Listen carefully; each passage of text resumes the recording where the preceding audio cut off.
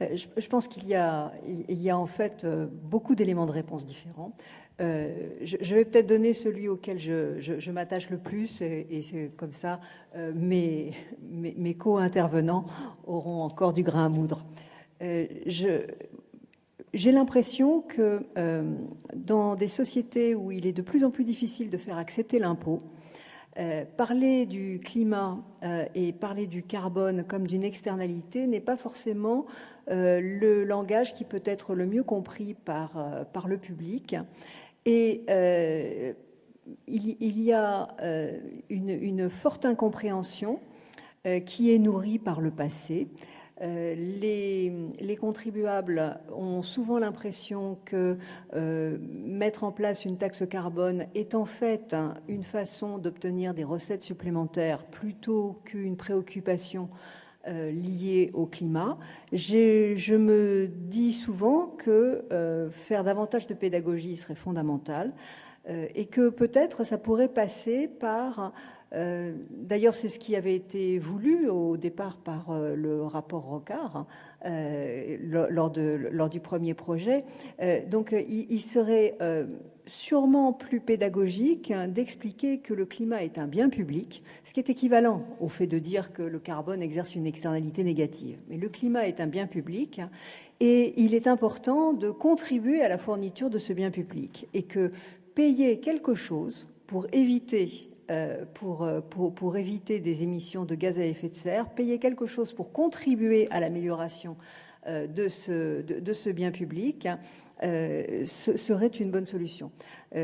Ça pourrait être un élément du débat. Donc moi je dirais que l'une des difficultés, c'est la très mauvaise compréhension de l'utilité du prix du carbone.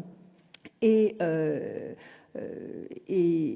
cette aversion pour l'impôt qui fait que les gouvernements aussi craignent des réactions au moment de la mise en place de telles mesures. Mais ce n'est pas la seule explication, bien sûr. Merci. Dominique Bureau. Pour continuer dans ce sens-là, je vais dire que je suis d'accord avec ce que vient de dire Mireille.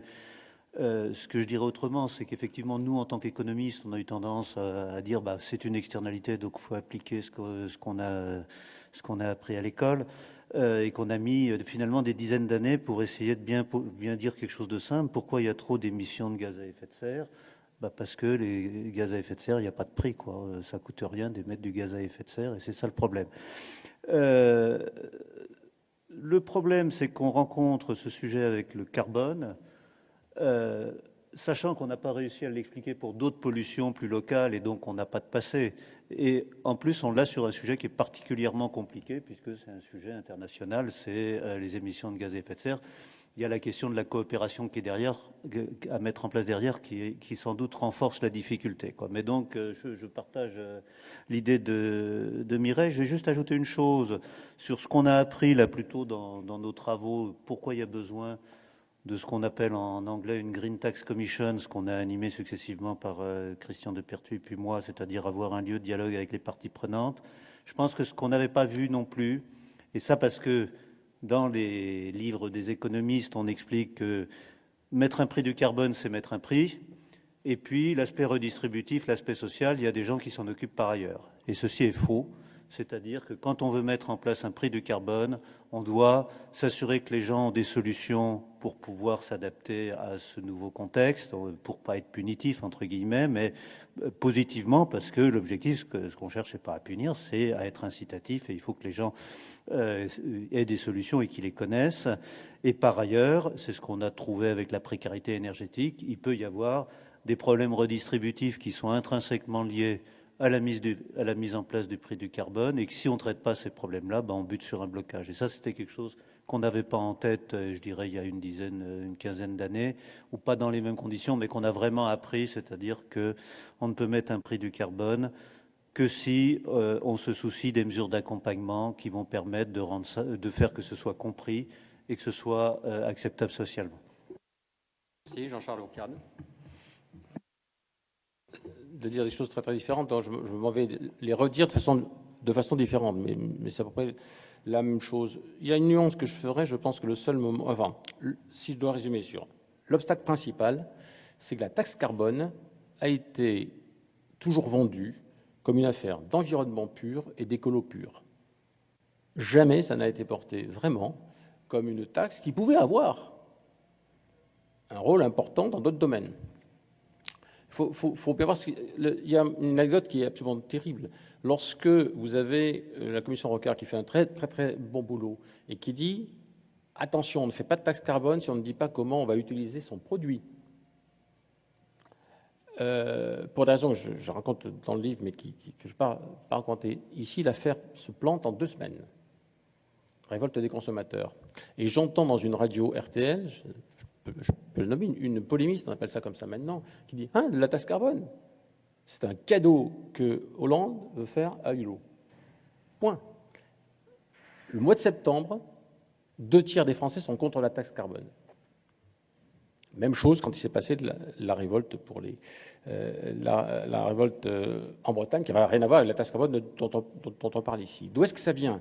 Du fait que, je suis pas tout à fait, enfin c'est le point, je pense qu'on aurait dû en tout cas savoir, et je pense que certains savaient, on ne peut pas parler de taxe carbone sans parler de quoi? Travail. Pas seulement la redistribution, il faut savoir une chose. La taxe carbone, par toutes les autres taxes environnementales, ça touche à l'énergie. Donc ça veut dire que ça a des effets, ce que les économistes appellent des effets d'équilibre général très importants. Ça touche l'appareil de production. Hein. L'énergie coûte plus cher, le ciment va coûter plus cher, l'acier va coûter plus cher, les bâtiments.